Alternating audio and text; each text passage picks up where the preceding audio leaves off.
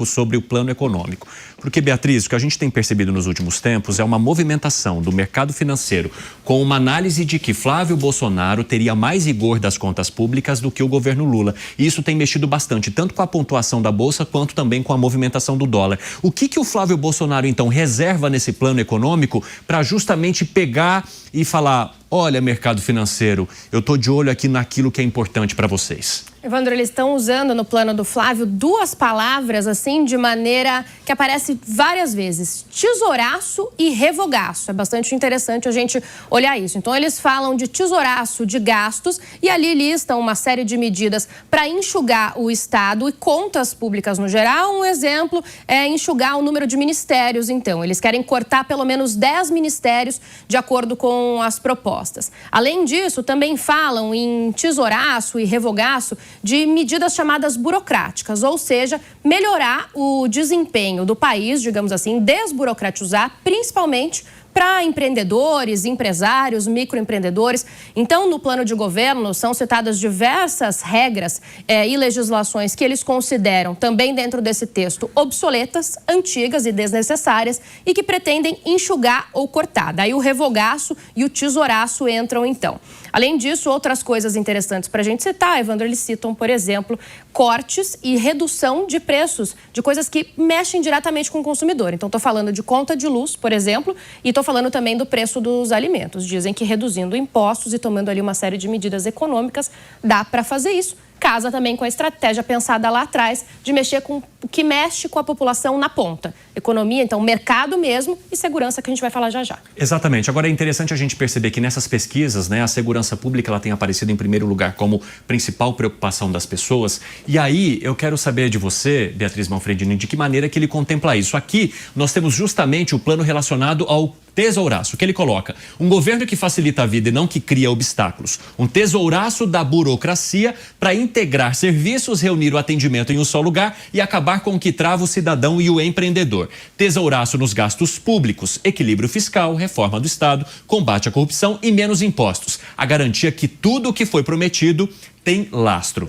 Tá lindo no texto. Agora, a gente sabe o quanto a negociação com o Congresso Nacional e muitas vezes o populismo podem atrapalhar isso, assim como as propostas relacionadas à segurança pública que você também tem, né, Beatriz Manfredini? Temos também, e tudo isso, a resposta pelo menos deles para essa articulação é que eles vão conseguir eleger uma bancada robusta no Congresso Nacional. A ver, porque por enquanto a gente está só no plano das ideias. Falando da segurança, Evandro, a gente tem também diversos pontos, como por exemplo, a redução da maioridade penal, idealmente de 18 para 16 anos, com exceção de casos de estupro. Aí, a maioridade cairia para 14 anos. Eles também prometem fazer a castração química para quem for estuprador. E aí, no caso, se incluem estupros de mulheres ou também de crianças e adolescentes. Flávio Bolsonaro também coloca no plano de governo transformar as organizações criminosas que a gente tem aqui, como o PCC e o Comando Vermelho, em organizações terroristas, né? Facções terroristas é a mesma coisa que aconteceu e que a gente acompanhou nos Estados Unidos. Então, existiria essa mesma mudança de nomenclatura e também prometem a criação de 5 presídios federais, chamados de trevas. A ideia, então, é que esses presídios sejam espalhados pelo país, porque uma série de outras medidas também prometem, por exemplo, o endurecimento de penas e aí para vários tipos de crime, especialmente crimes contra a mulher. Eles fizeram esse aceno a esse eleitorado feminino que também vem se repetindo na campanha, não só de Flávio, mas de vários presidenciáveis e candidatos pelo país. Eu quero aproveitar e já analisar essa situação relacionada à segurança pública com alguém que gosta muito do tema e que também vai estar conosco sempre aqui, que é o nosso Roberto Mota. Mota, seja muito bem-vindo, prazer recebê-lo aqui no nosso especial de eleições.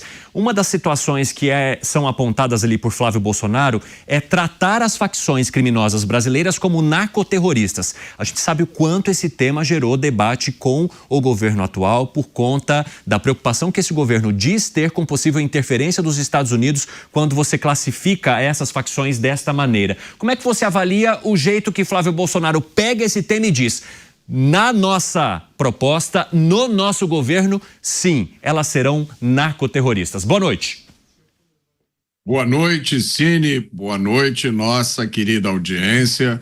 Na verdade, isso significa apenas reconhecer a verdadeira natureza dessas organizações. Eu acho curioso quando entidades ou pessoas, por exemplo, autoridades do atual governo, dizem que você não pode classificar as facções como terroristas porque a atividade delas não tem natureza política. Olha, eu sugiro esse pessoal dar uma voltinha aqui pelo Rio de Janeiro, só no Rio de Janeiro. São mais de 1.400 territórios controlados pelo narcotráfico. Esses locais têm uma espécie de fronteira com guardas armados com fuzil. Eles têm um sistema de justiça próprio que aplica pena de morte e outras penas piores ainda imediatamente. Não existe nenhum respeito pelos direitos das pessoas que moram nesses locais, até o direito de comprar os produtos que você quer por um preço justo não existe lá. Não custa lembrar, nesses territórios dominados, as pessoas também votam. Por coincidência, elas escolhem políticos que defendem pautas como a descriminalização do tráfico de drogas, o abolicionismo penal e benefícios cada vez maiores para os criminosos. Então é evidente que essa ação das facções tem sim uma grave natureza política e é completamente incompatível com o Estado de Direito e com a democracia.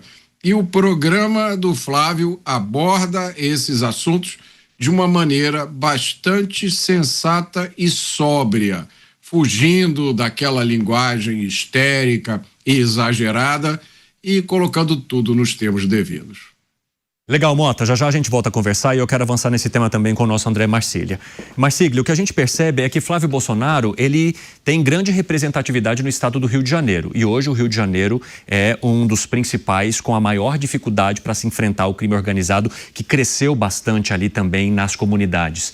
Como que um plano de alguém que representaria esse estado ou que representou até agora e não conseguiu modificar a realidade lá poderia servir para transformar essa realidade no país todo, com as dezenas de facções que atuam de maneiras diferentes também em outras regiões do Brasil? Justamente porque dentro hoje dos estados, os estados estão muito amarrados, exatamente porque o governo, ele puxa para si o gerenciamento do combate ao crime organizado. Então nós temos uma situação dentro do Brasil que é a seguinte, o governo hoje ele monopoliza e muitas vezes há inclusive o anseio de monopolizar mais, de puxar para ele a administração, o gerenciamento de dinheiro, dizer como os estados devem combater o crime organizado, e isso faz com que os estados não consigam ter a independência necessária que você menciona, por exemplo, no Rio de Janeiro, Ceará, Bahia, tem outros estados que também estão hoje nas mãos, até territorialmente nas mãos das facções criminosas. Então, não tem como hoje um estado ter independência suficiente para combater a criminalidade nesse nível que chegou dentro do Brasil, sem que o governo federal esteja apoiando. E o governo federal hoje não está apoiando o combate a essas facções. Como até o Roberto Mota mencionou, houve frases até de dentro do Palácio do Planalto, no sentido de que os criminosos, eles, enfim, são vítimas, né? Teve aquela famosa frase que o usuário é vítima o traficante é vítima do usuário. Então, é necessário que essa questão seja levada realmente a sério pelo governo federal. Hoje, os estados não conseguem fazer um combate efetivo à criminalidade se dentro do Palácio do Planalto o plano não partir de lá um combate a sério. E é interessante porque esse plano aí de Flávio Bolsonaro, ele traz dois temas que são bastante polêmicos na sociedade e que sempre geram discussão. Um deles, castração química para aqueles que cometam crimes de estupro e também redução da maioridade penal, que inclusive está em debate no Congresso Nacional, mas que é uma pauta que terá uma comissão especial, que já foi montada, só que pode enfrentar certa demora para análise justamente por conta do período eleitoral. E eu estou aqui com o nosso Cristiano Vilela para dar uma olhada um pouco mais sobre o aspecto jurídico dessas medidas e o quanto elas dependeriam de um debate mais profundo para que sejam colocadas em prática, inclusive com a possibilidade de consultar a sociedade. Fale pra gente, Vilela. Muito boa noite, meu amigo. Que bom recebê-lo aqui no nosso especial de eleições. Pois é, Cínio, uma ótima noite a você, a todos os colegas da bancada e a quem acompanha o especial Eleições 2026 aqui na Jovem Pan.